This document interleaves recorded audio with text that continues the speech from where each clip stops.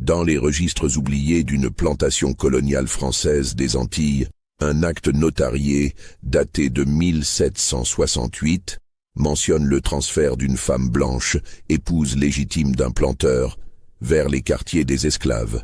Ce document, découvert dans les archives poussiéreuses de Fort-de-France, ne porte aucune explication. Seulement une signature, un sceau et 3 témoins dont les noms ont été méthodiquement effacés. Avant de continuer, abonnez-vous à cette chaîne et laissez un commentaire en nous disant de quelle ville vous nous écoutez. Votre soutien nous permet de continuer à déterrer ces histoires enfouies dans l'ombre du passé. L'année 1763 marque un tournant dans l'histoire coloniale française aux Antilles.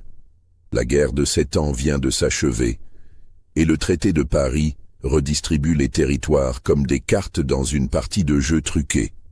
La Martinique, restée française après avoir connu une brève occupation britannique, reprend son rôle de joyau sucrier de la couronne.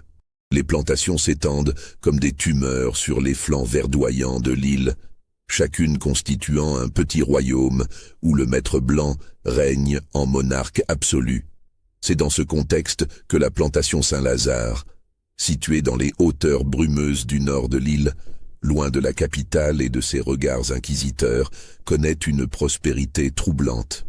300 hectares de cannes à sucre ondulant sous le vent tropical, une sucrerie moderne avec ses moulins à eau, ses chaudières de cuivre importées de Marseille et surtout 147 âmes réduites en esclavage qui travaillent du lever au coucher du soleil. Le maître de Saint-Lazare se nomme Édouard Valcourt. Âgé de 42 ans, en 1763, il représente la 2e génération de colons enrichis.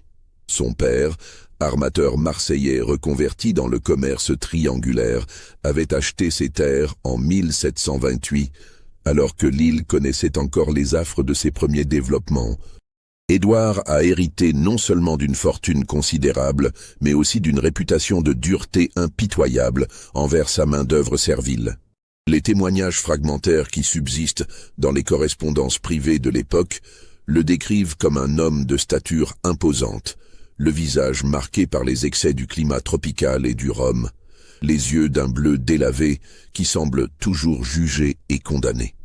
Il porte constamment un fouet à pommeau d'argent à sa ceinture, moins par nécessité que par symbole de son pouvoir absolu.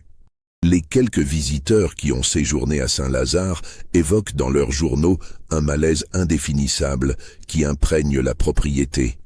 Une tension permanente entre la beauté luxuriante du paysage et la cruauté institutionnalisée qui gouverne chaque aspect de la vie quotidienne. La grande maison coloniale, construite en pierre de taille blanchie à la chaux, domine la plantation du haut d'une colline.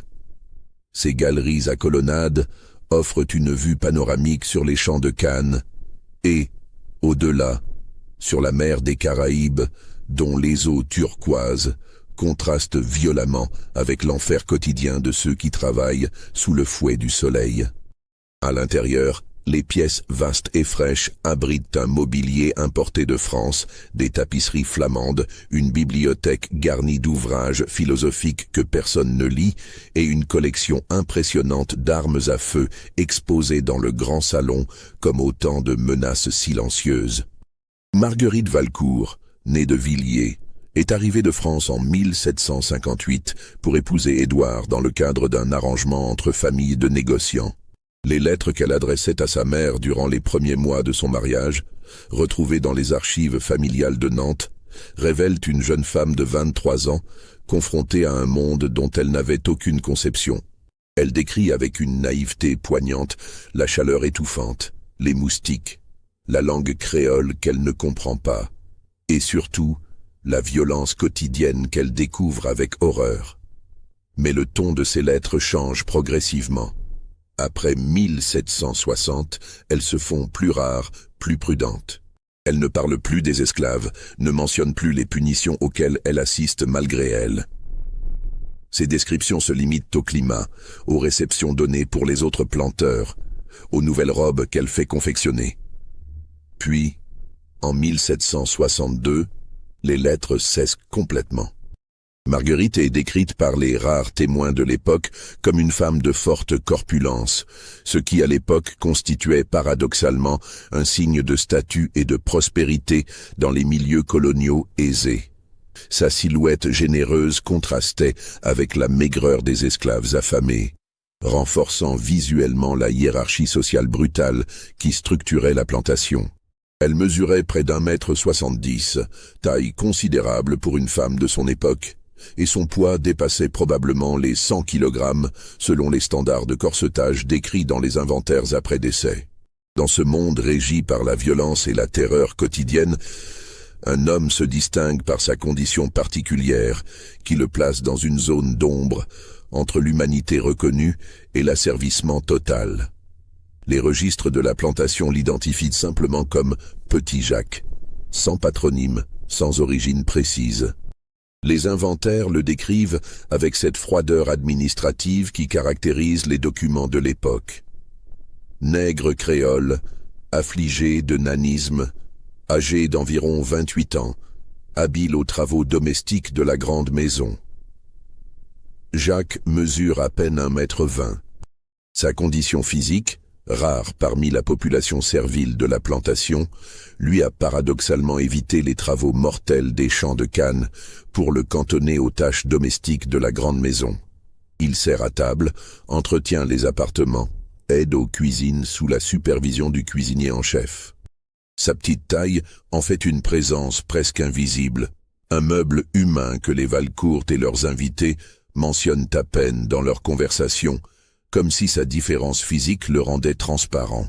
Pourtant, derrière cette apparente insignifiance se cache une intelligence remarquable que personne ne soupçonne.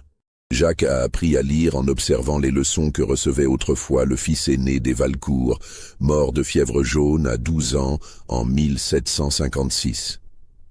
Il comprend le français châtié des maîtres aussi bien que le créole des quartiers des esclaves. Il observe, il écoute, il mémorise. Dans une société où sa parole ne vaut légalement rien, où son témoignage ne pourrait jamais être entendu devant un tribunal, Jacques accumule les secrets comme d'autres accumulent les richesses. Les autres esclaves de Saint-Lazare le traitent avec un mélange de méfiance et de respect. Sa proximité avec les maîtres le rend suspect, potentiellement dangereux. Mais sa discrétion, sa capacité à faire circuler discrètement des informations entre la grande maison et les quartiers, lui valent également une forme de reconnaissance. Il est le messager des non-dits, le témoin involontaire des faiblesses des puissants. Dans les quartiers des esclaves, ensemble de cases rudimentaires, alignées à l'écart de la grande maison, Jacques partage une paillasse avec 3 autres hommes affectés au service domestique. Les conditions y sont moins inhumaines que dans les cases des travailleurs des champs, mais l'humiliation quotidienne, la violence arbitraire, la réduction systématique de son humanité ronge son âme comme l'eau salée corrode le fer. La plantation Saint-Lazare fonctionne selon un système de terreur minutieusement orchestré. Chaque matin, avant l'aube, la cloche de la sucrerie résonne, arrachant les esclaves à leur sommeil trop bref. Les commandeurs, eux-mêmes des esclaves promus à cette fonction terrible en échange de maigres privilèges, font l'appel et organisent les équipes de travail. Le moindre retard, la moindre lenteur, la moindre marque de fatigue se paie immédiatement par le fouet, les fers, ou pire encore, les punitions à Saint-Lazare ont acquis une réputation sinistre même parmi les autres plantations de l'île. Édouard Valcourt a installé près de la sucrerie ce qu'il appelle avec un cynisme glaçant la chambre de correction, une petite construction en pierre sans fenêtre où les esclaves punis sont enfermés parfois pendant des jours dans l'obscurité totale, sans eau ni nourriture. Certains en ressortent brisés mentalement, incapables de reprendre le travail, et sont alors vendus à perte vers des plantations moins prospères. Le gérant de la plantation, un certain Bertrand Lafitte, originaire de Bordeaux, supervise les opérations quotidiennes avec une efficacité brutale. Ancien militaire reconverti dans l'administration coloniale, Lafitte applique les méthodes disciplinaires de l'armée à la gestion de la main-d'œuvre servile.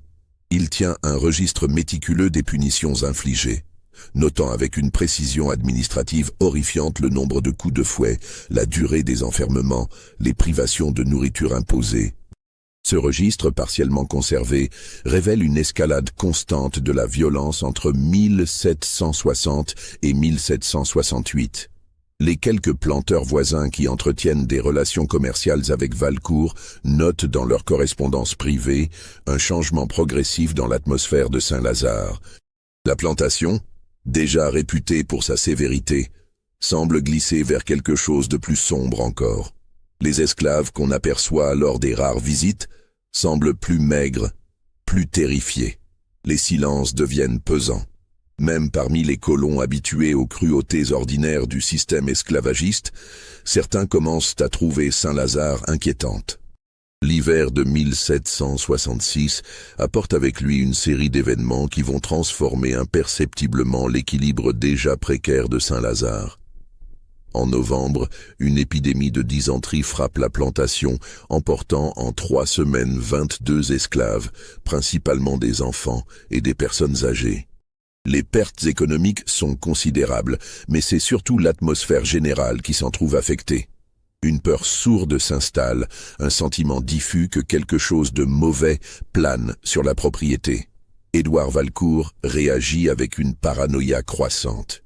Il devient convaincu que l'épidémie résulte d'un empoisonnement délibéré, que certains esclaves complotent pour saboter sa plantation. Sans aucune preuve, il ordonne l'arrestation de 2 femmes âgées soupçonnées de pratiquer des rituels africains. Elles sont fouettées publiquement, puis vendues à un marchand ambulant qui passe régulièrement dans l'île pour racheter les esclaves jugés problématiques. Cette période marque également un changement notable dans le comportement de Marguerite Valcourt. Plusieurs témoignages concordants mentionnent qu'elle commence à prendre du poids de manière importante, passant d'une corpulence déjà généreuse à une obésité marquée qui entrave ses mouvements. Les robes qu'elle commande à la couturière de la plantation doivent être constamment élargies. Son visage, autrefois simplement rond, devient bouffi. Son cou disparaît dans les replis de chair, sa démarche se fait pénible, surtout sous la chaleur accablante des tropiques. Ce changement physique spectaculaire intrigue et embarrasse les autres dames de la société coloniale qui la croisent lors des rares messes dominicales à l'église de la paroisse voisine. Dans leurs lettres, elles évoquent avec une cruauté mondaine déguisée en inquiétude cette transformation qu'elles attribuent tantôt à la gourmandise, tantôt à quelque déséquilibre des humeurs, tantôt encore à un châtiment divin pour des péchés non précisés. Mais ce qui frappe le plus les observateurs attentifs, c'est l'attitude d'Édouard face à cette transformation de son épouse. Contrairement à ce qu'on pourrait attendre d'un homme de son caractère autoritaire, il ne formule aucune critique, n'exprime aucune contrariété. Au contraire, il semble encourager cette prise de poids, ordonnant aux cuisiniers de préparer des repas toujours plus copieux, faisant importer de France des sucreries, des pâtisseries, des confitures en quantité déraisonnable. Un inventaire de la cave et des réserves de la grande maison, établi en mars 1767 pour des raisons d'assurance, révèle des quantités stupéfiantes de denrées destinées exclusivement à la table des maîtres. 300 livres de sucre raffiné, 150 livres de beurre salé conservé dans des tonnelets, 200 livres de farine blanche, des dizaines de jarres de confiture de fruits importés, du chocolat, des épices rares. Cette abondance obscène contraste violemment avec les rations de survie distribuées aux esclaves, 1 livre de morue séchée et 2 livres de farine de manioc par semaine. Jacques, qui sert régulièrement à la table des Valcourt, observe cette évolution avec une perplexité croissante. Il voit Marguerite dévorer des repas gargantuesques, encouragée par son époux qui remplit son assiette à nouveau dès qu'elle se vide. Il la voit avaler des pâtisseries entre les repas, boire des chocolats épais et sucrés en milieu d'après-midi. Et il voit surtout le regard d'Édouard, ce regard étrange, satisfait, presque lubrique, qu'il pose sur son épouse pendant qu'elle mange. Les conversations entre les époux Valcourt, que Jacques entend malgré lui en servant le dîner, prennent une tournure de plus en plus dérangeante. Édouard complimente constamment Marguerite sur ses formes généreuses, lui assure qu'elle est magnifique ainsi, parfaite, exactement comme il l'avait rêvé. Marguerite, de son côté, semble à la fois flattée et mal à l'aise, oscillant entre la satisfaction de plaire à son époux et une gêne évidente face à son propre corps qui devient de plus en plus difficile à mouvoir. En juin 1767, un incident révélateur se produit. Madame de Rochambeau, épouse d'un planteur voisin et figure respectée de la société coloniale locale, rend visite à Marguerite dans le cadre des obligations sociales qui lient les familles de planteurs. Dans une lettre adressée à sa sœur en France, retrouvée dans les archives départementales de la Charente-Maritime, elle décrit cette visite avec un mélange de fascination horrifiée et de jugement moral. Elle évoque Marguerite installée dans un large fauteuil de la galerie, incapable de se lever pour l'accueillir sans l'aide de 2 servantes. Elle décrit son souffle court, la sueur qui perle constamment sur son front, malgré les éventails agités par une jeune esclave. Elle mentionne le déjeuner servi, composé de 6 plats différents, tous riches et lourds, que Marguerite consomme avec un appétit qui semble contre nature. Et surtout, elle note la présence constante d'Édouard, qui surveille le repas avec une attention obsessionnelle, veillant à ce que son épouse finisse chaque plat. Madame de Rochambeau conclut sa lettre par une phrase qui résonne comme un pressentiment. « Il y a quelque chose de profondément malsain dans cette maison, quelque chose qui dépasse la simple gourmandise ou la faiblesse de caractère. Je crains que notre pauvre Marguerite ne soit victime d'une forme de tyrannie que je ne parviens pas encore à nommer clairement. » Cette visite marque la dernière fois que Marguerite Valcourt reçoit une dame de la société coloniale. Après cet épisode, Édouard multiplie les excuses pour refuser les invitations et décourager les visites. La santé fragile de son épouse, la chaleur excessive, les préparatifs d'une extension de la sucrerie, tout est bon pour isoler progressivement Saint-Lazare du reste de la communauté des planteurs. L'été de 1767 transforme Saint-Lazare en un lieu de plus en plus hermétique. Les rares commerçants qui livrent encore la plantation remarquent une atmosphère pesante, des regards fuyants, des silences anormaux.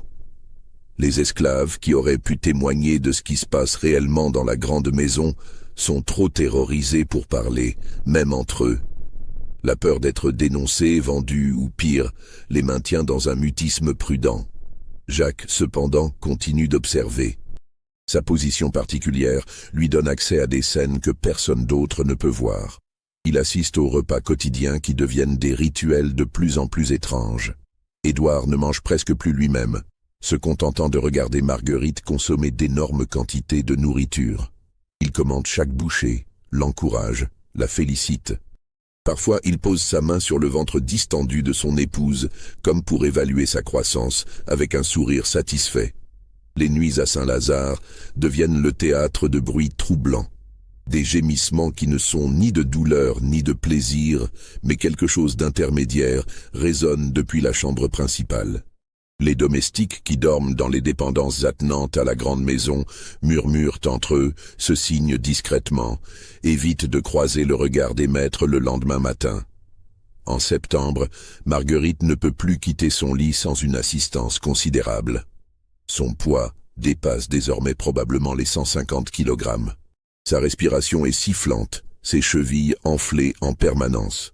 Le médecin de la paroisse, appelé par Édouard avec une réticence évidente, diagnostique une hydropisie et recommande une diète stricte, du repos, des saignées. Édouard acquiesce poliment, remercie le médecin, puis ignore totalement ses recommandations.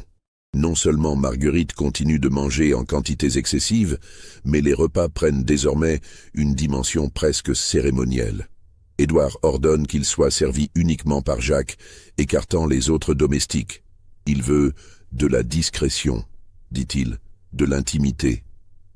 Les plateaux que Jacques transporte jusqu'à la chambre principale sont toujours démesurément chargés. Viandes en sauce, pâtisseries crémeuses, fruits confits, chocolat, vins liquoreux. C'est pendant ces allers-retours constants entre les cuisines et la chambre que Jacques commence à percevoir la véritable nature de ce qui se trame. Il surprend des fragments de conversation, des phrases lâchées qui, prises isolément, ne signifient rien, mais qui, assemblées patiemment dans son esprit, composent un tableau de plus en plus perturbant. Édouard parle à Marguerite comme on parle à un enfant ou à un animal que l'on dresse. Il la félicite quand elle termine son assiette, la réprimande doucement quand elle hésite. Il évoque leur projet commun, ce qu'ils construisent ensemble, la perfection à atteindre. Marguerite, de son côté, semble prisonnière d'un état mental ambigu, entre la soumission résignée et une forme de détachement cotonneux, comme si son esprit s'était retiré quelque part où la réalité de sa condition ne pouvait plus l'atteindre. Un soir d'octobre, alors que Jacques débarrasse les restes du dîner, il entend Édouard prononcer une phrase qui le glace. « Bientôt, tu seras prête. Bientôt, tout sera accompli comme je l'ai prévu depuis le début. » Prête pourquoi? Jacques n'ose pas imaginer. Mais il sent, avec cette intuition aiguisée que développent ceux qui vivent constamment sous la menace, qu'un événement terrible se prépare. Il observe Édouard avec plus d'attention encore, note ses absences de la grande maison, ses longues conversations chuchotées avec Laffitte le gérant, les regards étranges qu'il pose désormais sur lui. Jacques, comme s'il le jaugeait, comme s'il évaluait quelque chose. Le mois de novembre 1767 apporte un changement subtil mais décisif dans la routine de Saint-Lazare. Édouard commence à passer un temps inhabituel en compagnie de Jacques. Il lui demande de l'accompagner lors de ses inspections de la plantation, chose qu'il n'a jamais faite auparavant. Il engage avec lui des conversations qui dépassent largement le cadre des ordres habituels donnés à un esclave. Ces conversations, initialement anodines, deviennent progressivement plus personnelles. Édouard questionne Jacques sur son passé, ses origines, sa vision du monde. Il semble fasciné par l'intelligence que Jacques ne peut plus dissimuler complètement. Il découvre que son esclave domestique sait lire, écrire même, qu'il comprend les subtilités du français classique. Au lieu de se mettre en colère face à cette transgression des interdits coloniaux, Édouard semble enchanté, comme s'il venait de découvrir un outil particulièrement précieux. Jacques, de son côté, oscille entre la peur et une forme de curiosité malsaine. Il sait qu'aucune attention particulière d'un maître envers un esclave ne peut présager rien de bon. Mais il est aussi humain, et l'attention, même venant d'un homme qu'il a toutes les raisons de haïr, éveille en lui des émotions contradictoires. Pour la première fois depuis des années, quelqu'un s'adresse à lui comme à une personne, pas comme à une propriété. Édouard commence à lui confier des tâches qui dépassent ses fonctions habituelles. Il lui demande de tenir certains registres confidentiels, de copier des documents que Laffitte ne doit pas voir. Il l'installe parfois dans son bureau, lui fait servir du vin, le traite presque comme un secrétaire. Cette élévation soudaine ne passe pas inaperçue. Les autres esclaves domestiques le regardent désormais avec méfiance et envie. Laffitte le gérant l'observe avec une hostilité mal dissimulée, voyant dans cette faveur inexpliquée une menace pour sa propre position. Un soir de décembre, alors que Jacques transcrit des comptes dans le bureau d'Édouard, le maître aborde enfin le sujet qui, Jacques le comprend soudain, était l'objectif de toutes ces semaines de préparation psychologique. Édouard se sert un verre de rhum, en propose un à Jacques, transgression ahurissante des codes sociaux coloniaux, et commence à parler avec une franchise brutale. Il évoque son mariage avec Marguerite, arrangé par les familles, sans aucune considération pour les sentiments des intéressés. Il décrit sa déception à la découverte d'une épouse qu'il trouve initialement insignifiante, banale, sans aucune qualité qui pourrait éveiller son intérêt. Il confesse avoir développé au fil des années des désirs qu'il qualifie lui-même d'inhabituels. Des fantasmes qui l'obsèdent et qu'il ne peut satisfaire dans le cadre conventionnel de son mariage. Jacques écoute, paralysé par un mélange de fascination et d'horreur. Édouard continue, évoquant sa découverte progressive que Marguerite pourrait être transformée, modelée selon ses désirs, si seulement il appliquait la bonne méthode, la bonne pression, la bonne manipulation. La prise de poids n'est pas un accident, pas une conséquence de la gourmandise, mais un projet délibéré, une transformation consciemment orchestrée sur plusieurs années. Puis Édouard en vient au cœur de son propos, et Jacques comprend enfin pourquoi il a été choisi, pourquoi il a été préparé par ces semaines de familiarité progressive. Édouard a besoin d'un complice pour l'étape finale de son plan, quelqu'un qui soit à la fois assez intelligent pour comprendre ce qu'on attend de lui, assez désespéré pour ne pas refuser, et surtout assez dépourvu de droits juridiques pour ne jamais pouvoir témoigner contre lui. Le maître expose sa proposition avec le même détachement froid qu'il mettrait à négocier un contrat commercial. Il veut que Jacques devienne l'amant de Marguerite. Il veut observer cette union contre nature, ce mélange des corps qui transgresse tous les tabous de la société coloniale. Il veut posséder sa femme à travers le regard d'un autre, à travers l'humiliation et la transgression absolue. En échange, Édouard promet à Jacques ce qu'aucun esclave de Saint-Lazare n'a jamais osé espérer. Des privilèges considérables, une vie relativement confortable et surtout, la protection contre les châtiments arbitraires qui constituent le quotidien des autres esclaves. Il ne promet pas la liberté. Ce serait trop dangereux, trop susceptible d'éveiller les soupçons, mais une existence à la frontière entre l'esclavage et une forme d'humanité reconnue. Jacques ne répond pas immédiatement. Que pourrait-il répondre? Refuser serait suicidaire, accepter serait se damner. Il demande à réfléchir, et Édouard, avec un sourire qui révèle qu'il sait déjà quelle sera la réponse, lui accorde 2 jours. Ces 2 jours sont un enfer pour Jacques. Il ne peut en parler à personne, ne peut chercher conseil nulle part. Il tourne en rond dans les quartiers des esclaves, évitant les regards curieux de ses compagnons d'infortune qui sentent qu'il lui arrive quelque chose, mais ne peuvent deviner quoi. Il pense à refuser, à s'enfuir dans les montagnes où se cachent parfois des esclaves en fuite, les nègres marrons, comme on les appelle. Mais il sait que les chances de survie dans les montagnes sont minces, que les chasseurs d'esclaves finissent toujours par retrouver les fugitifs. Il pense aussi à Marguerite. Que sait-elle exactement des plans de son époux? Est-elle consentante, complice ou victime? Les bribes de conversation qu'il a entendues suggèrent une femme psychologiquement brisée, manipulée sur des années, jusqu'à perdre toute capacité de résistance. Peut-être qu'accepter la proposition d'Édouard ne serait qu'ajouter une couche supplémentaire d'humiliation à une existence déjà entièrement construite sur l'humiliation. Le 2e soir, Jacques prend sa décision. Il acceptera. Non par désir, non par cupidité, mais parce que dans l'univers sans issue de l'esclavage colonial, toute opportunité de survie moins misérable doit être saisie, quel que soit le prix moral et la compromission qu'elle implique. Il se persuade qu'il n'a pas vraiment le choix, que dans un système qu'il a dépouillé de son humanité juridique, il ne peut pas être tenu responsable des actes qu'on le force à commettre. Cette rationalisation ne soulage en rien le dégoût qu'il éprouve envers lui-même. Si cette histoire vous donne des frissons, n'hésitez pas à liker cette vidéo et à commenter ce que vous pensez qu'il va se passer. Votre engagement nous aide à continuer ce travail de mémoire. Le 1er janvier 1768 marque le début de ce qu'Édouard appelle, avec un cynisme révoltant, l'arrangement.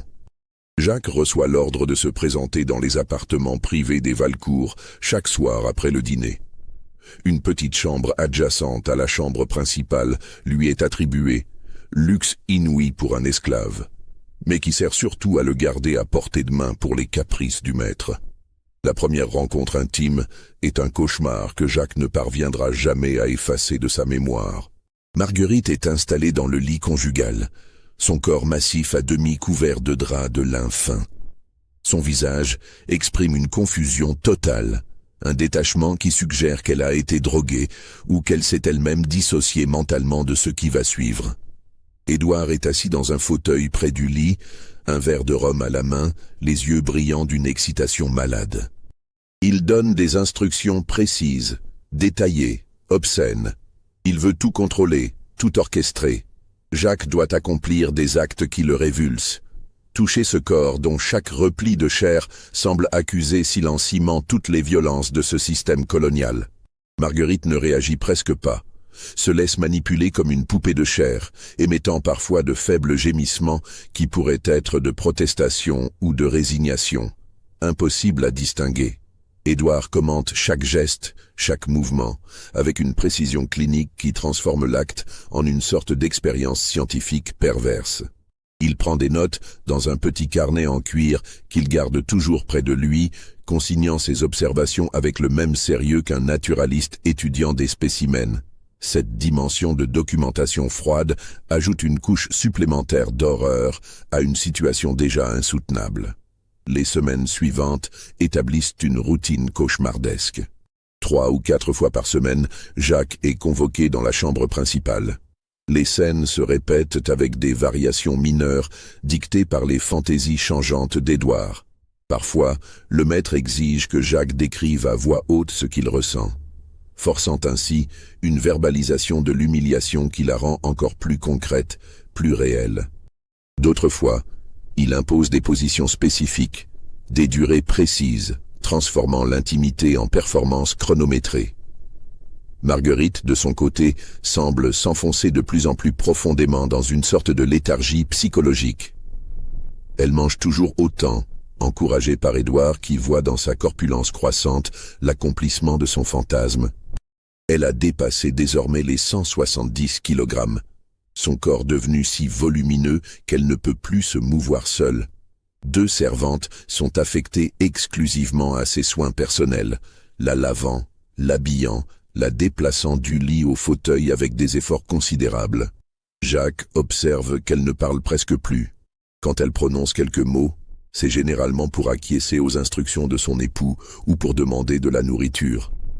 Ses yeux, autrefois capables d'exprimer une gamme d'émotions, sont devenus vitreux, comme si la personne qu'elle avait été s'était retirée quelque part à l'intérieur d'elle-même, laissant l'enveloppe charnelle subir ce que l'esprit ne peut plus supporter. La situation ne demeure pas secrète longtemps malgré les précautions d'Édouard. Dans une plantation, rien ne reste vraiment caché. Les domestiques parlent entre eux, échangent des regards, communiquent par silence éloquent. Les esclaves des quartiers comprennent rapidement que Jacques bénéficie d'un statut spécial et en déduisent qu'il doit rendre des services particuliers au maître. Personne ne connaît les détails exacts, mais les rumeurs circulent, chacun ajoutant sa propre interprétation aux fragments d'informations glanés. Laffitte, le gérant, est probablement celui qui comprend le mieux ce qui se passe réellement. Son ressentiment envers Jacques croît de jour en jour. Il multiplie les remarques acerbes, les humiliations mesquines, cherchant à rappeler à Jacques sa condition véritable d'esclave, malgré les privilèges apparents dont il jouit. Cette hostilité crée une tension permanente qui rend l'existence de Jacques encore plus pénible. En février 1768, un incident révèle à quel point l'équilibre précaire de Saint-Lazare est devenu instable. Une jeune esclave affectée au service de Marguerite, nommée Thérèse, est surprise par Laffitte en train de discuter avec d'autres esclaves, des scènes qu'elle a involontairement aperçues dans la chambre des maîtres. Laffitte la traîne immédiatement devant Édouard pour la dénoncer. La punition est d'une cruauté exemplaire. Édouard ordonne que Thérèse soit fouettée publiquement devant tous les esclaves de la plantation, puis enfermée dans la chambre de correction pendant 3 jours sans eau ni nourriture. Le message est clair. Tout ce qui se passe dans la grande maison doit rester strictement confidentiel sous peine de châtiment terrible. Quand Thérèse est finalement libérée, elle est à moitié morte de soif et de terreur. Elle ne prononcera plus jamais un mot sur ce qu'elle a vu, ni sur aucun autre sujet d'ailleurs, devenue pratiquement muette suite au traumatisme. Cet épisode traumatise profondément Jacques. Il se sent directement responsable de la souffrance de Thérèse, même s'il n'a rien fait pour la provoquer. Sa complicité forcée avec Édouard le transforme en instrument de la tyrannie du maître, le rendant complice d'un système qu'il abhorre. Cette prise de conscience érode ce qui reste de sa capacité à se justifier moralement, le plongeant dans un désespoir de plus en plus profond. Les nuits deviennent impossibles. Jacques ne dort presque plus, hanté par les images des scènes auxquelles il participe malgré lui. Il développe des tremblements incontrôlables, des crises d'angoisse qui le laissent pantelant dans l'obscurité de sa petite chambre. Il envisage le suicide, pense à se pendre avec les draps de son lit ou à se jeter du haut d'une des tours de la sucrerie. Seule une forme d'instinct de survie primitif, plus fort que sa volonté consciente, l'empêche de passer à l'acte. En mars, Édouard introduit une nouvelle dimension à son arrangement pervers. Il commence à exiger que Jacques reste dormir dans la chambre principale après les séances, installé sur une paillasse au pied du lit conjugal. Cette proximité forcée pendant les heures de sommeil ajoute une couche supplémentaire d'humiliation et de contrôle. Jacques devient littéralement un meuble de la chambre, une possession parmi d'autres, constamment accessible pour satisfaire les caprices du maître. C'est durant ces longues nuits d'insomnie que Jacques entend les conversations nocturnes entre Édouard et Marguerite. Parfois, dans le silence de la nuit tropicale troublée seulement par les cris des insectes et le bruissement des palmes, Marguerite semble retrouver momentanément une forme de lucidité. Elle murmure des questions qui révèlent qu'elle n'est pas aussi détachée qu'elle le paraît. « Pourquoi me fais-tu cela? Qu'ai-je fait pour mériter ce traitement? Quand tout cela finira-t-il » Les réponses d'Édouard sont toujours les mêmes, répétées avec une patience qui confine à la folie. « Tu es parfaite ainsi. Tu accomplis ton destin. Bientôt, tout sera achevé et tu comprendras. » Ces phrases cryptiques obsèdent Jacques. Qu'entend Édouard par « achevé » ? Quel destin Marguerite est-elle censée accomplir? Ces questions sans réponse ajoutent une dimension d'angoisse anticipatrice à l'horreur quotidienne. Le printemps de 1768 apporte des changements subtils mais significatifs dans le comportement d'Édouard. Il devient de plus en plus préoccupé par des questions d'héritage et de succession. Et il convoque un notaire de Fort-de-France, maître Guillaume Ferrand, pour réviser son testament. Les discussions entre les deux hommes, que Jacques entend partiellement en servant le café, tournent autour de dispositions complexes concernant la plantation et ses biens. Ce qui frappe Jacques, c'est l'insistance d'Édouard à inclure des clauses très spécifiques concernant certains esclaves individuels, lui-même en particulier. Le notaire semble perplexe face à ces demandes inhabituelles. Il est extrêmement rare qu'un planteur accorde une attention particulière au sort d'esclaves spécifiques dans son testament, au-delà de leur simple valeur monétaire comme propriété transmissible. Édouard insiste pourtant. Il veut s'assurer que, dans l'éventualité de sa mort, Jacques ne sera pas vendu mais conservé par les héritiers pour services particuliers rendus à la famille. Cette formulation vague intrigue le notaire, mais il n'ose pas questionner davantage un client aussi important.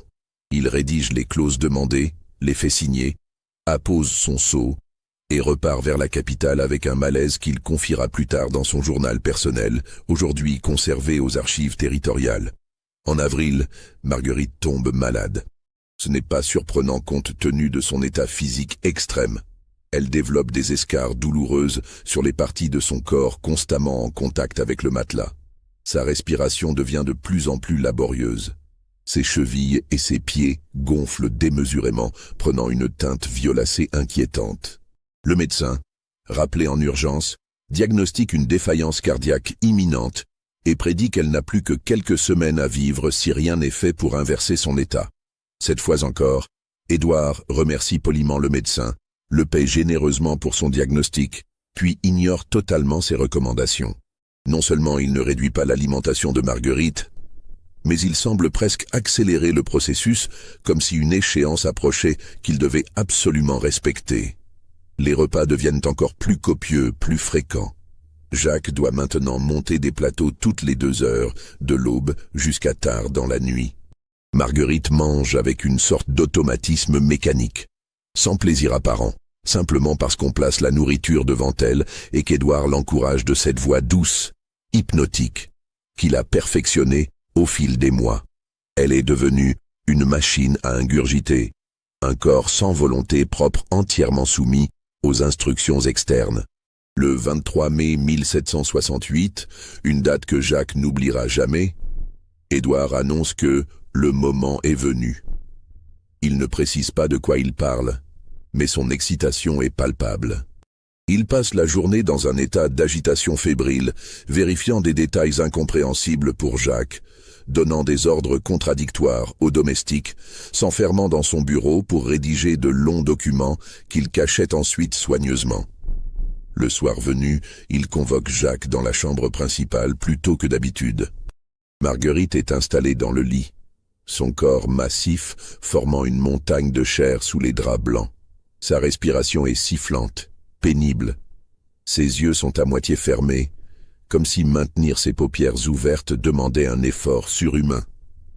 Elle semble à peine consciente de ce qui l'entoure. Édouard est inhabituellement bavard. Il commence à expliquer, avec une volubilité maniaque, la logique derrière tout ce qu'il a orchestré pendant ces années. Il parle de son obsession pour la transgression absolue, pour le franchissement de toutes les barrières sociales et morales que la société coloniale érige si méticuleusement. Il évoque sa fascination pour le corps féminin poussé à ses limites physiques extrêmes, pour la soumission psychologique totale, pour l'humiliation ultime de sa propre épouse, réduite à un objet sexuel grotesque, manipulé par un esclave difforme. Jacques écoute ce monologue avec une horreur croissante. Il comprend enfin qu'il n'a jamais été qu'un instrument dans une expérience sadique élaborée, que tous les privilèges apparents qu'on lui a accordés n'étaient que des moyens de le lier plus étroitement à la folie d'Édouard. Le maître continue, expliquant maintenant qu'il a documenté méticuleusement chaque étape du processus dans ses carnets, créant ce qu'il considère comme une œuvre d'art transgressive qu'il compte léguer à la postérité. Puis Édouard révèle la raison de cette soirée particulière.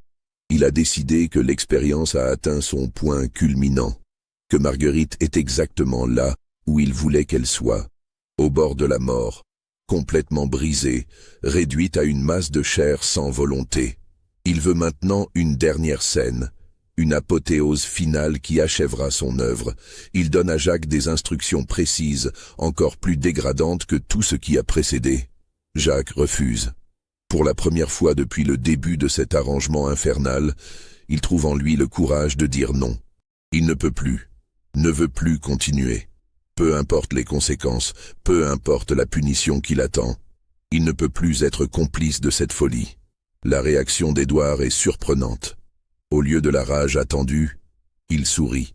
Un sourire froid, calculateur, qui révèle qu'il avait anticipé ce moment. Il sort de sa poche un document qu'il déplie lentement. C'est un acte notarié, signé et certifié qui transfère officiellement la propriété de Jacques des mains d'Édouard Valcourt vers celle de Marguerite Valcourt, née de Villiers. Jacques ne comprend pas immédiatement la signification de ce document. Édouard prend plaisir à expliquer. En vertu du code noir qui régit l'esclavage dans les colonies françaises, une épouse peut légalement posséder des esclaves séparément de son mari. En transférant la propriété de Jacques à Marguerite, Édouard a créé une situation juridique unique. Jacques appartient désormais à la femme avec laquelle il a été forcé d'avoir des relations intimes. La perversion légale est diabolique. Si Jacques devait témoigner de ce qui s'est passé, il accuserait techniquement sa propre maîtresse, celle à qui il appartient légalement. De plus, le témoignage d'un esclave contre son propriétaire n'a aucune valeur juridique dans le système colonial. Édouard a construit une prison légale parfaite dont Jacques ne peut s'échapper. Mais ce n'est pas tout. Édouard révèle maintenant le véritable coup de maître de son plan. Il a rédigé un document, déguisé en confession personnelle de Marguerite, dans lequel elle avoue avoir séduit Jacques, avoir utilisé sa position de maîtresse pour le forcer à satisfaire ses désirs charnels contre nature. Le document est rédigé dans un style qui imite parfaitement l'écriture de Marguerite, probablement copiée depuis ses anciennes lettres. Il porte sa signature, obtenue Dieu sait comment, peut-être pendant un de ces moments de semi-conscience induite par les drogues ou la nourriture. Ce document inversait complètement la réalité, transformant la victime en coupable et l'architecte de l'horreur en témoin scandalisé. Si Édouard choisissait de le rendre public, Marguerite serait déshonorée, Jacques probablement exécuté pour viol de sa maîtresse, et Édouard apparaîtrait comme un mari trahi, mais magnanime, qui a tenté de préserver l'honneur familial en gardant le scandale privé aussi longtemps que possible. Jacques réalise avec une clarté horrifiante qu'il est pris dans un piège parfait. Quoi qu'il fasse, quoi qu'il dise, la vérité ne pourra jamais émerger. Le système juridique colonial, les préjugés raciaux, les lois sur l'esclavage, tout conspire à rendre son témoignage impossible et sa version des faits incroyable. Édouard n'a pas seulement créé une expérience sadique, il a construit autour d'elle un échafaudage légal qui la protège de toute révélation. Face à ce constat désespérant, Jacques sent quelque chose se briser définitivement en lui. Ce n'est pas de la résignation, plutôt une forme de détachement glacial. Il regarde Édouard, puis Marguerite gisant dans le lit, et comprend qu'ils sont tous les trois prisonniers de cette situation, chacun à sa manière. Édouard, prisonnier de ses obsessions malades. Marguerite, prisonnière de son corps et de sa volonté brisée. Et lui, Jacques, prisonnier d'un système qui a fait de son corps une marchandise et de sa parole un non-sens juridique. Il cède. Il accomplit ce qu'Édouard exige, mais cette fois avec une distance émotionnelle complète, comme si ce n'était pas vraiment lui qui agissait, mais un automate portant son apparence. Marguerite ne réagit pas du tout.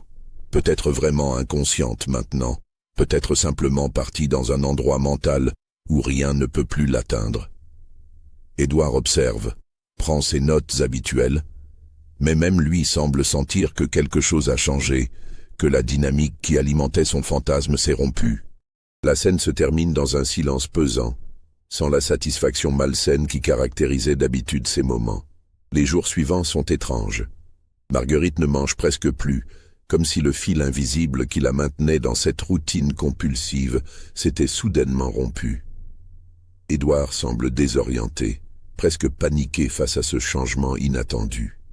Il essaie de la forcer à manger, mais pour la première fois, elle refuse de manière passive, gardant simplement la bouche fermée, détournant la tête. Le 8 juin 1768, Marguerite Valcourt meurt dans son lit. La cause officielle, consignée dans le registre paroissial par le curé appelé en urgence, est défaillance cardiaque consécutive à hydropysie sévère. Le curé, un homme âgé habitué au drame quotidien de la vie coloniale, ne pose pas de questions. Il administre les derniers sacrements à une femme probablement déjà morte, bénit son corps massif et repart vers sa paroisse avec les honoraires généreux qu'Édouard lui a remis. L'enterrement est rapide, discret. Quelques planteurs voisins viennent présenter leurs condoléances, plus par obligation sociale que par réelle sympathie. Marguerite est inhumée dans le petit cimetière familial de la plantation sous une pierre tombale sobre qui ne mentionne que son nom, ses dates de naissance et de décès, et la formule conventionnelle « épouse dévouée repose en paix ». Jacques assiste à l'enterrement depuis la distance respectueuse imposée aux esclaves. Il regarde la fosse se refermer sur le cercueil contenant le corps de cette femme qu'il a été forcé de toucher, d'humilier, de réduire à un objet dans le théâtre sadique d'Édouard. Il ne ressent ni tristesse ni soulagement, seulement un vide immense, une fatigue existentielle qui semble avoir pénétré jusqu'à ses os. Les semaines qui suivent la mort de Marguerite voient Saint-Lazare sombrer dans une atmosphère encore plus oppressante qu'auparavant. Édouard se retire presque complètement de la gestion quotidienne de la plantation, laissant Laffitte gérer les opérations. Il passe ses journées enfermé dans son bureau, relisant ses carnets, contemplant les documents qu'il a méticuleusement accumulés pendant des années. Jacques, quant à lui, se retrouve dans un limbe juridique et social étrange. Techniquement, il appartient toujours à Marguerite selon le document de transfert, mais Marguerite est morte. Son statut devient flou, ambigu. Édouard ne donne pas d'instructions claires à son sujet, semblant l'avoir oublié maintenant que l'expérience pour laquelle il l'avait choisi est terminée. Cette ambiguïté permet à Jacques une liberté relative inhabituelle. Il continue d'habiter la petite chambre près des appartements principaux, mais personne ne lui assigne de tâches précises.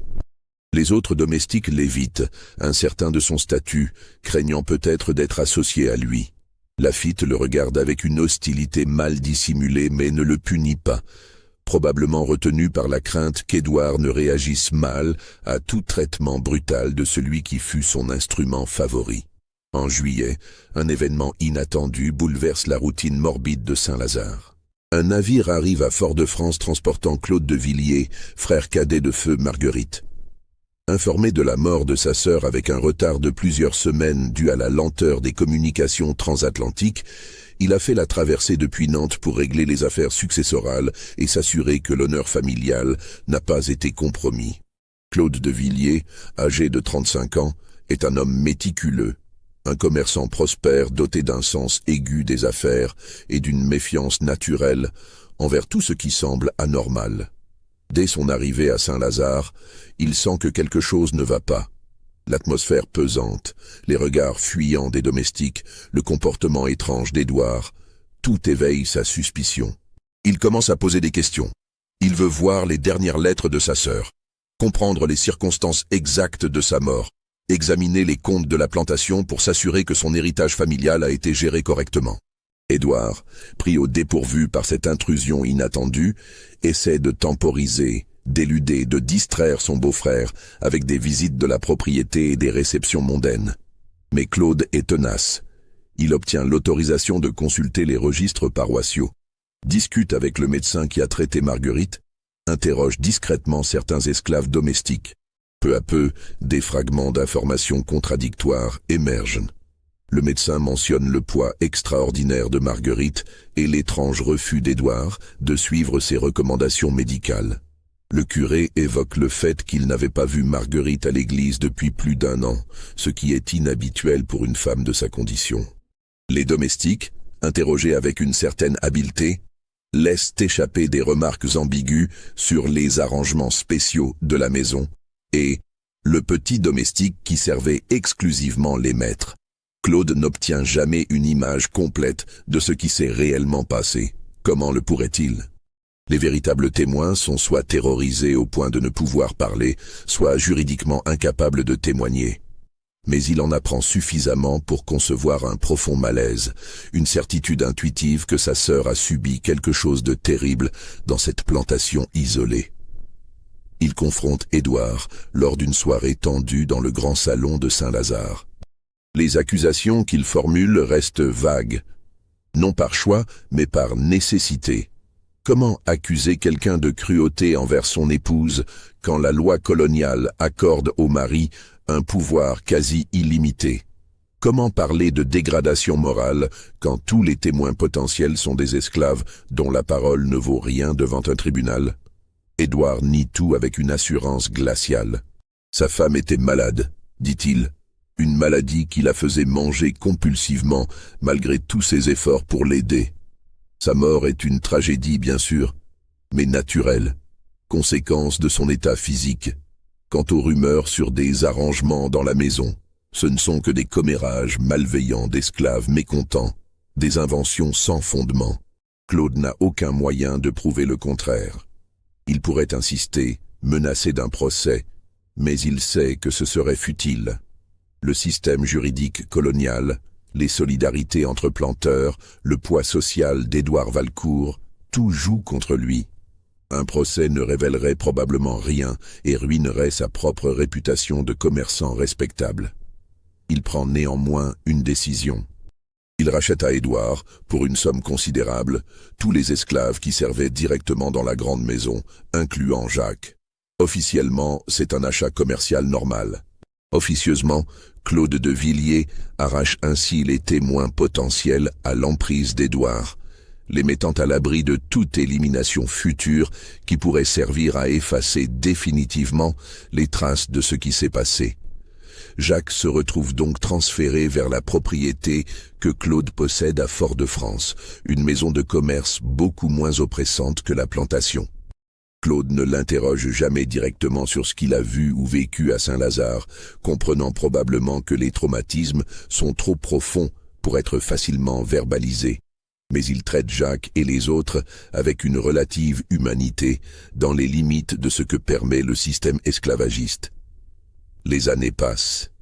La Révolution française de 1789 envoie des ondes de choc jusqu'aux Antilles. Les débats sur l'abolition de l'esclavage enflamment les esprits. En 1794, la Convention abolit l'esclavage dans toutes les colonies françaises, une décision qui sera malheureusement révoquée par Napoléon en 1802 avant d'être définitivement rétablie en 1848. Durant cette première période d'abolition, Jacques devient techniquement un homme libre. Il choisit de rester à Fort-de-France, travaillant comme artisan. Claude de Villiers, lui-même ruiné par les bouleversements révolutionnaires et les guerres qui s'ensuivent, rentre en France en 1796 et meurt à Nantes en 1803, sans jamais avoir révélé publiquement ce qu'il soupçonnait des dernières années de sa sœur. Édouard Valcourt continue de gérer Saint-Lazare pendant les années tumultueuses qui suivent, s'adaptant avec une flexibilité cynique aux changements politiques constants. Quand l'esclavage est rétabli, il rachète de nouveaux esclaves. Quand il est à nouveau aboli, il les transforme en travailleurs sous contrat, maintenant essentiellement les mêmes conditions de travail oppressives sous un nouveau vocabulaire légal.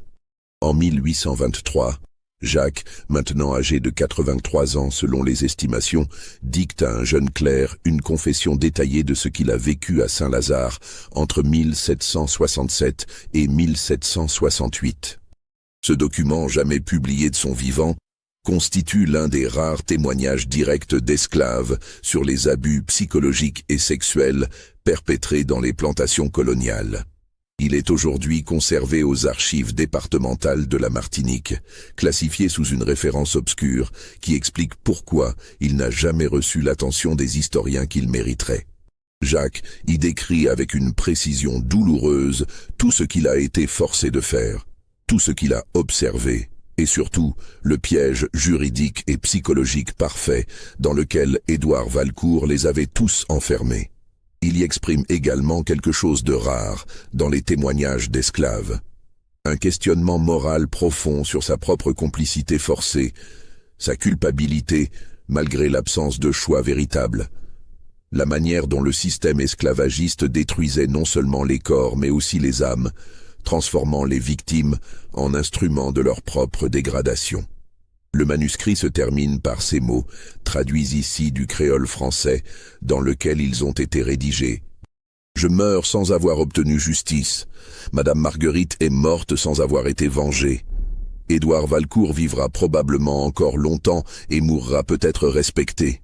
Mais j'écris ceci pour que quelqu'un, un jour, sache la vérité, pour que le silence ne soit pas complet, pour que cette infamie ne soit pas totalement effacée de la mémoire des hommes. » Édouard Valcourt meurt en 1838 à l'âge de 117 ans, si l'on en croit le registre paroissial, ce qui est manifestement une erreur de transcription. Il avait probablement 77 ans. Son testament, ouvert publiquement comme l'exigeait la loi, ne contenait aucune mention des carnets où il avait documenté son expérience sadique.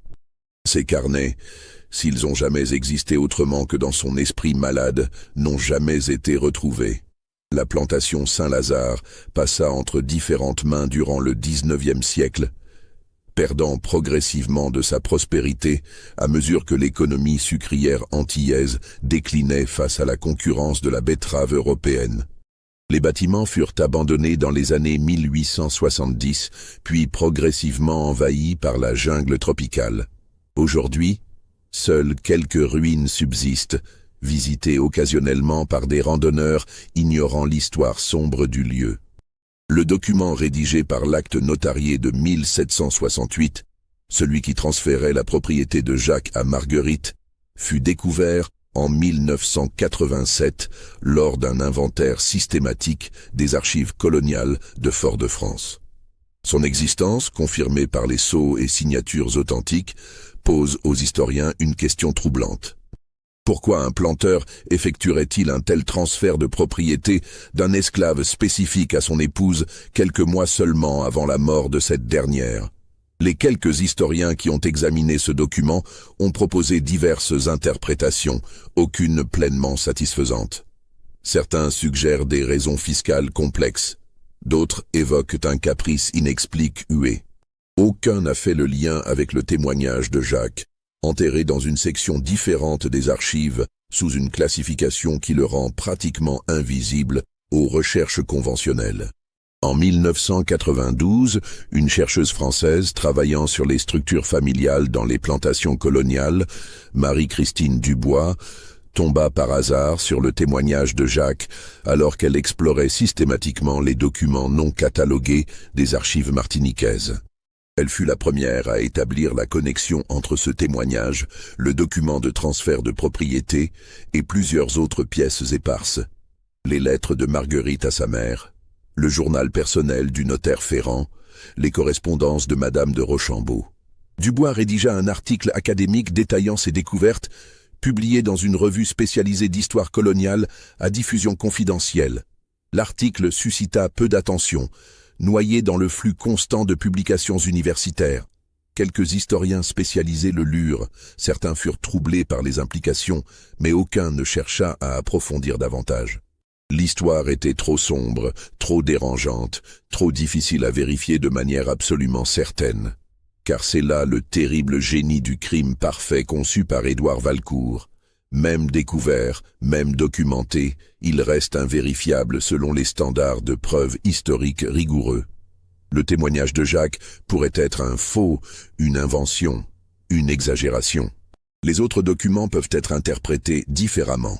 L'absence de corps exhumé, l'impossibilité d'interroger les témoins morts depuis 2 siècles, tout conspire à maintenir l'histoire dans une zone grise entre le probable et le certain. Les descendants de Claude de Villiers, contactés par Dubois lors de ses recherches, refusèrent catégoriquement de commenter ou d'autoriser l'accès à d'éventuelles archives familiales privées. La famille Valcourt, quant à elle, s'était dispersée et apparemment éteinte au cours du XIXe siècle, ne laissant aucun héritier direct qui pourrait être interrogé. Ainsi, l'histoire de Saint-Lazare demeure-t-elle ce qu'elle a toujours été, une ombre dans l'histoire coloniale, un témoignage fragmentaire d'une horreur qui dépasse les cruautés ordinaires d'un système déjà profondément cruel. Une interrogation sans réponse définitive sur les profondeurs de la dépravation humaine lorsque le pouvoir absolu rencontre l'obsession malade. Les rares visiteurs qui se rendent aujourd'hui sur le site des ruines de Saint-Lazare, guidés par des cartes topographiques ou des applications GPS, ne trouvent que des fondations envahies de végétation, des fragments de murs en pierre rongés par l'humidité tropicale, et un silence pesant que même les oiseaux semblent éviter. Les guides touristiques locaux ne mentionnent pas le lieu. Aucun panneau n'indique son existence, aucune plaque commémorative ne rappelle ce qui s'y est peut-être passé. Dans la société martiniquaise contemporaine, marquée par les efforts complexes de mémoire et de réconciliation avec le passé esclavagiste, l'histoire de Saint-Lazare reste taboue. Elle touche à trop de zones sensibles. La violence sexuelle, la complicité forcée des victimes, l'instrumentalisation des corps esclaves, non seulement pour le travail, mais pour les fantasmes pervers des maîtres. Ces dimensions de l'esclavage colonial, bien que probablement pas exceptionnelles, restent largement non explorées dans l'historiographie officielle. Quelques militants de la mémoire esclavagiste ont tenté d'utiliser l'histoire de Saint-Lazare comme exemple des dimensions psychologiques et sexuelles de l'oppression coloniale, mais se sont heurtés à la difficulté de prouver définitivement les faits et au malaise de nombreuses personnes face à une narration qui présente un homme noir comme complice, même forcé, d'abus contre une femme blanche. Les dynamiques raciales et de genre impliquées sont trop complexes, trop perturbantes pour être facilement intégrées dans les récits mémoriels simplifiés. Le testament spirituel de Jacques, si l'on peut appeler ainsi son témoignage dicté, pose une question qui résonne au-delà de son cas particulier. Comment juger moralement les actes commis sous la contrainte absolue de l'esclavage ? Jacques était-il coupable de complicité dans l'humiliation et peut-être indirectement dans la mort de Marguerite ? Ou était-il simplement une victime supplémentaire, instrumentalisée par Édouard, comme l'était Marguerite elle-même ? Les philosophes moraux, qui se sont penchés sur des dilemmes similaires dans d'autres contextes historiques, les collaborateurs forcés dans les camps de concentration, les enfants soldats contraints de commettre des atrocités, les victimes de sectes destructrices manipulées jusqu'à perdre tout libre arbitre, n'offrent pas de réponse claire. La zone grise de la responsabilité morale sous contrainte extrême reste philosophiquement troublante, juridiquement problématique et humainement déchirante. Marguerite Valcourt demeure la figure peut-être la plus tragique de cette histoire. Arrachée à sa vie en France pour un mariage arrangé, transplantée dans un monde colonial dont elle ne comprenait pas les règles, isolée progressivement de tout soutien social, manipulée psychologiquement sur des années, transformée littéralement en objet dans le théâtre pervers de son époux, elle n'a laissé pratiquement aucune trace de sa propre voix. Ses lettres cessent bien avant le début de l'horreur. Son témoignage n'existe pas. Elle est morte, sans avoir pu raconter sa propre histoire. Cette absence de voix est peut-être l'aspect le plus troublant de toute l'affaire. Nous ne connaissons Marguerite qu'à travers le regard des autres. Les descriptions physiques cruelles des dames de la société coloniale, les observations cliniques du médecin, les notes obsessionnelles d'Édouard, le témoignage compatissant mais extérieur de Jacques. Qui était-elle vraiment? Qu'a-t-elle ressenti pendant ces années de transformation forcée? Jusqu'à quel point était-elle consciente de ce qui lui arrivait? Ces questions resteront à jamais sans réponse. Les féministes historiques qui ont découvert son histoire se sont heurtés à la difficulté de la raconter dans un cadre qui fasse justice à sa complexité. Marguerite était une femme blanche, donc membre de la classe oppressive dans le contexte colonial. Mais elle était aussi une femme dans une société patriarcale qui accordait aux maris un pouvoir presque illimité sur leurs épouses. Elle était victime d'abus psychologiques et physiques, mais impliquée malgré elle dans l'humiliation d'un homme noir réduit en esclavage. Ces intersections de pouvoir et d'oppression défient les catégories analytiques simples. Édouard Valcourt, quant à lui, reste une énigme même après toutes ces années. Qu'est-ce qui pousse un homme à concevoir et exécuter un tel plan sur des années? La simple cruauté ne suffit pas comme explication. Les planteurs coloniaux étaient nombreux à être cruels, mais leur cruauté était généralement fonctionnelle, au service du maintien de l'ordre esclavagiste et de la productivité économique.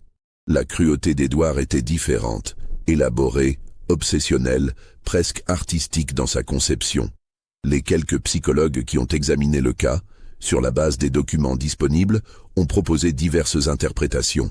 Narcissisme pathologique, sadisme sexuel, besoin de contrôle absolu comme compensation pour une insécurité profonde, peut-être même une forme précoce de ce qu'on appellerait aujourd'hui un trouble de la personnalité antisociale.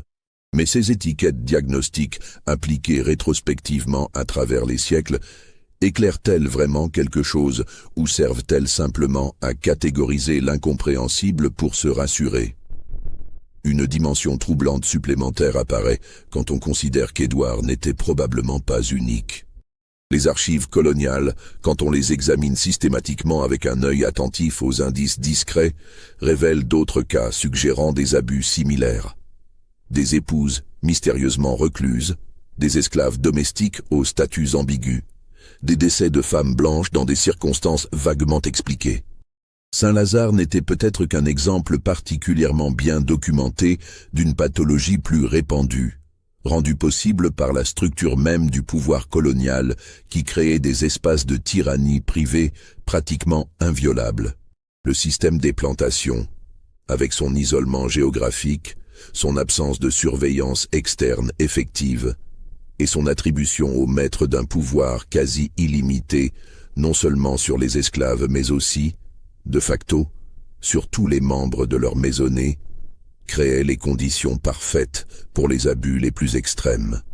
Les quelques mécanismes de contrôle qui existaient théoriquement, la surveillance ecclésiastique, le regard social de la communauté des planteurs, les visites occasionnelles d'administrateurs coloniaux, étaient facilement contournés par quiconque possédait suffisamment de richesse et d'influence sociale.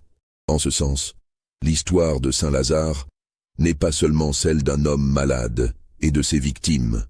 C'est aussi une illustration des dangers structurels inhérents à tout système qui concentre un pouvoir absolu sans contrôle effectif entre les mains d'individus privés.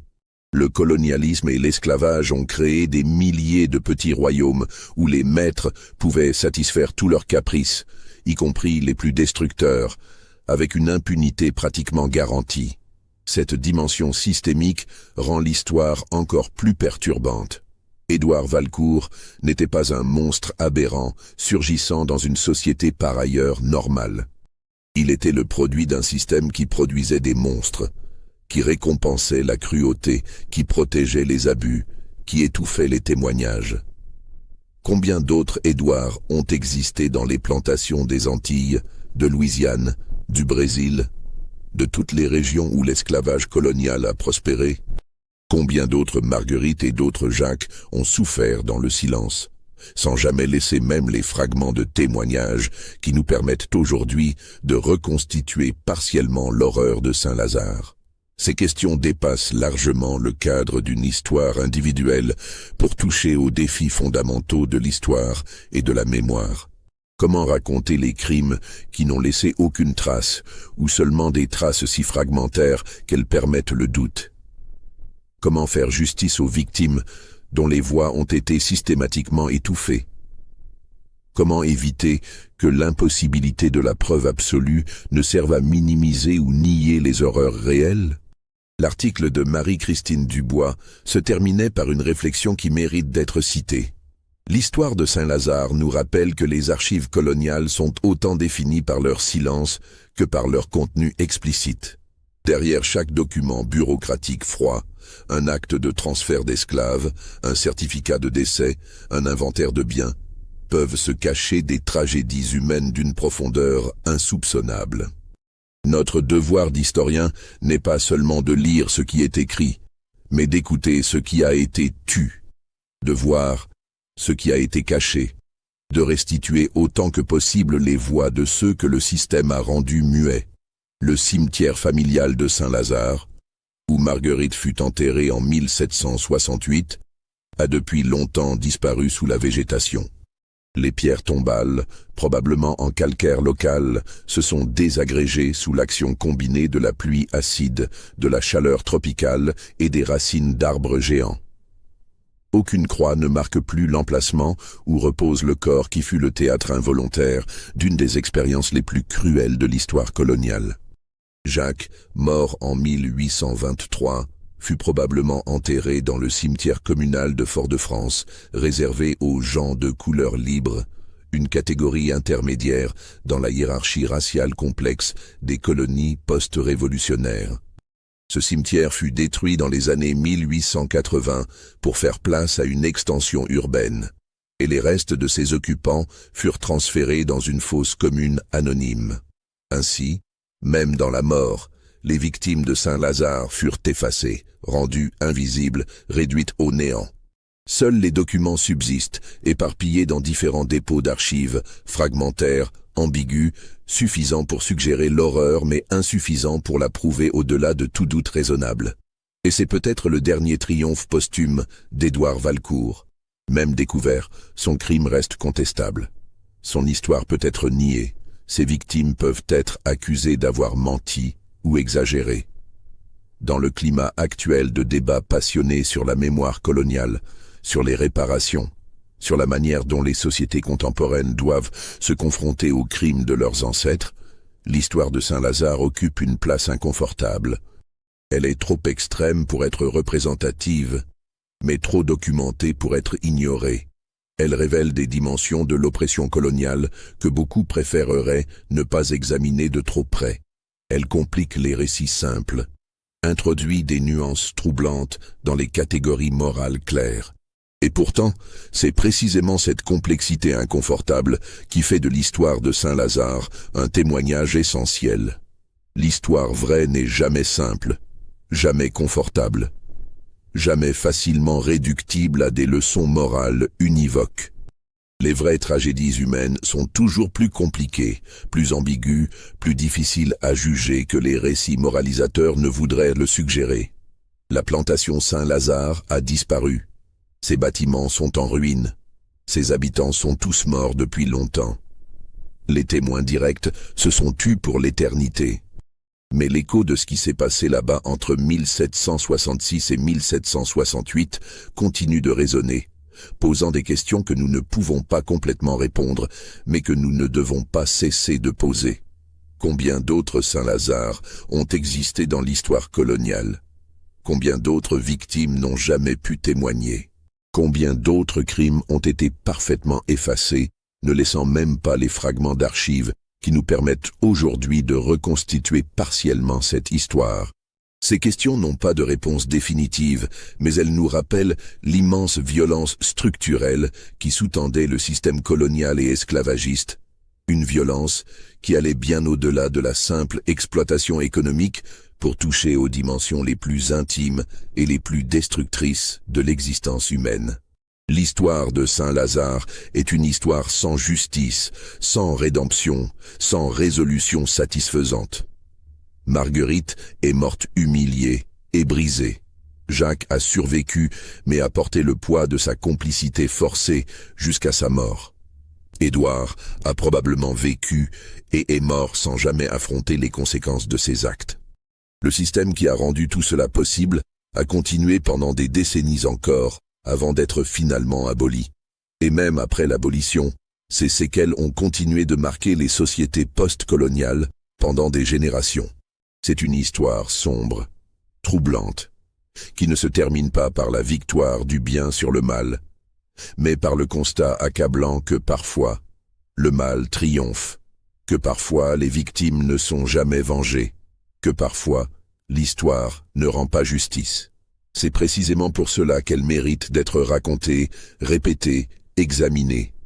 Non pour satisfaire un goût morbide pour l'horreur, mais pour nous rappeler constamment les profondeurs de cruauté dont les êtres humains sont capables quand les structures sociales leur en donnent la permission et l'impunité. Pensez-vous que tout a été révélé dans cette histoire? Croyez-vous que les événements de Saint-Lazare se sont réellement produits tels que décrits? Partagez votre opinion dans les commentaires ci-dessous. Si cette histoire vous a marqué, abonnez-vous à notre chaîne pour découvrir d'autres récits enfouis dans les archives de l'histoire. Partagez cette vidéo avec ceux qui s'intéressent aux mystères sombres du passé colonial. N'oubliez pas, l'histoire ne nous appartient que si nous refusons de laisser ses victimes être oubliées.